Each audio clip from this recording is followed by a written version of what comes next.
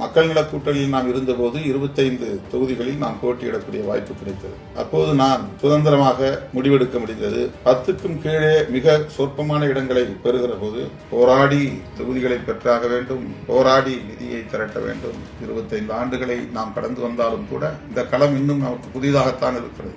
இன்னும் அதற்கு நாம் நம்மை தகவமைத்துக் கொள்ளவில்லை. அரசியல் சக்தியாக பரிணமித்து விடக் கூடாது என்று எண்ணக்கூடியவர்கள் தான் இங்கே பெரும்பான்மை. மக்கள் நல கூட்டணியில் நாம் இருந்தபோது 25 தொகுதிகளில் நாம் போட்டியிடக்கூடிய வாய்ப்பு கிடைத்தது. அப்போது நான் சுதந்திரமாக முடிவெடுக்க முடிந்தது. பலருக்கும் வாய்ப்பளிக்க முடிந்தது. 10க்கும் கீழே மிக சொற்பமான இடங்களை பெறுகிற போது நீண்ட காலமாக காத்திருப்போர் பட்டியலில் இருக்கக்கூடியவர்களையும் நான் கணக்கில் கொள்ள வேண்டியிருக்கிறது. அந்தந்த தொகுதியை சார்ந்த வேட்பாளர்களாக தேர்வு செய்ய வேண்டும் என்பது மிக முக்கியமான ஒரு கருத்தாகவும் இருக்கிறது. ஒவ்வொரு தேர்தலிலும் அதை நாம் எதிர்கொள்கிறோம். அரக்கோணத்தில் ஏன் தோற்றோம் என்று கேட்டபோது திமுக தரப்பில் சொல்லப்பட்ட கருத்து, நீங்கள் வெளியிலிருந்து ஆளை இறக்கினீர்கள், அந்த உள்ளூரை சார்ந்தவர்களை யாரையும் நீங்கள் போடவில்லை என்ற கருத்து சொல்லப்பட்டது. வானூரில் நாம் அந்த வாய்ப்பை இழந்த போதும் அந்த கருத்து சொல்லப்பட்டது.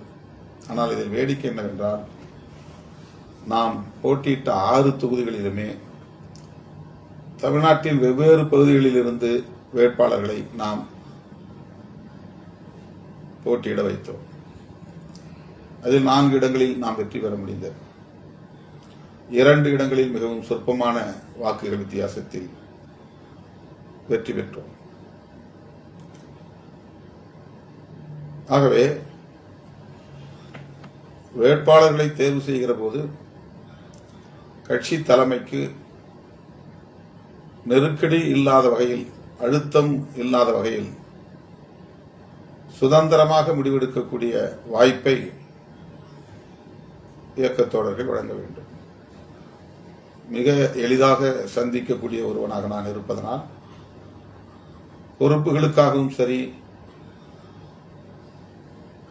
வேட்பாளராக போட்டியிடுகிற வாய்ப்புக்காக இருந்தாலும் சரி, நேரடியாகவே என்னை வந்து சந்தித்து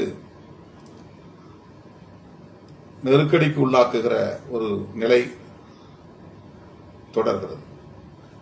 தமிழ்நாட்டில் மட்டுமல்ல, இந்தியாவில் எந்த ஒரு அரசியல் கட்சி தலைவரையும் அவ்வளவு இலகுவாக சந்தித்து இந்த அழுத்தத்தை யாராலும் தர முடியாது. எந்த கட்சியிலும் அது நடக்காது. கம்யூனிஸ்ட் கட்சிகளை பொறுத்தவரையில் எந்த தொகுதிகளை அவர்கள் கேட்டுப் பெறுகிறார்களோ அந்த தொகுதியில் உள்ள களப்பணியாளர்கள் அல்லது முன்னணி பொறுப்பாளர்கள் யார் வேட்பாளராக தேர்ந்தெடுக்கப்பட வேண்டும் என்பதை அவர்கள் அந்த மாவட்ட குழுவிலே முடிவு செய்து 2 அல்லது 3 பேரை பரிந்துரை செய்வார்கள். அந்த 2 அல்லது 3 பேரில் ஒருவரை மாநில குழு அல்லது மாநில செயலாளர் வேட்பாளராக தேர்வு செய்து அறிவிப்பார். மாவட்ட குழு அந்த மாவட்டத்தை சார்ந்த அல்லது தொகுதியை சார்ந்த கட்சி முன்னணி பொறுப்பாளர்கள் அதற்கான செலவை எதிர்கொள்ள மக்களிடமிருந்து நிதியை திரட்டி தேர்தலை எதிர்கொள்வார்கள். இது அவர்கள் பின்பற்றுகிற நடைமுறை. நம்முடைய கட்சியில் கட்சி தலைவர் என்கிற முறையில் நான் தொகுதிகளை எப்படி போராடி கேட்டு பெறுகிறோனோ அதை போல ஒவ்வொரு முறையும் நமது கட்சியின் சார்பிலே போட்டியிடக்கூடிய வேட்பாளர்களுக்காக நான் எனக்கு தொடர்புள்ள தோழமை சக்திகளோடு